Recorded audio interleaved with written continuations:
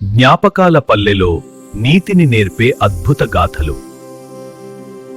అనగనగా ఒక అడవిలో భాసురకం అనే బలమైన సింహం ఉండేది. ఆకలి వేసినా వేయకపోయినా అడవిలోని జంతువులను వేటాడుతూ చంపేసేది. సింహం పెట్టే బాధలు భరించలేక జంతువులన్నీ ఒక నిర్ణయానికి వచ్చాయి.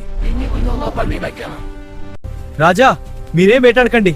రోజుకో జంతువు మీ దగ్గరకు ఆహారంగా వస్తుంది. భయపడకండి, మనం ఒప్పందం కుదుర్చుకోవచ్చు అని ఒప్పందం చేసుకున్నాయి. ఒకరోజు ఒక కుందేలు వంతు వచ్చింది. అది ప్రాణాలతో పోవడానికి ఇష్టం లేక ఎలాగైనా ఆ సింహాన్ని అంతం చేయాలని ఒక ఉపాయం ఆలోచిస్తూ ఆలస్యంగా బయలుదేరింది. ఎందుకు ఇంత ఆలస్యం చేశావు? మహారాజా, మరొక సింహం నా దారిని అడ్డుకుంది. నన్నే అడ్డుకునే మొనగాడు ఈ అడవిలో ఉన్నాడా? వాడెక్కడున్నాడో చూపించు. కుందేలు ఆ సింహాన్ని ఒక బావి దగ్గరకు తీసుకువెళ్ళింది. ఆ సింహం ఈ బావిలోనే దాక్కుంది అని కుందేలు చెప్పింది.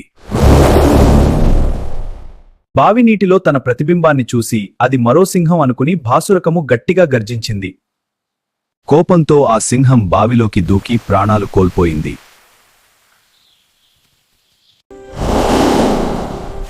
అలా ఆ చిన్న కుందేలు అడవికి శాంతిని చేకూర్చింది. నీతి ఉపాయంతో అపాయాన్ని తప్పించవచ్చు.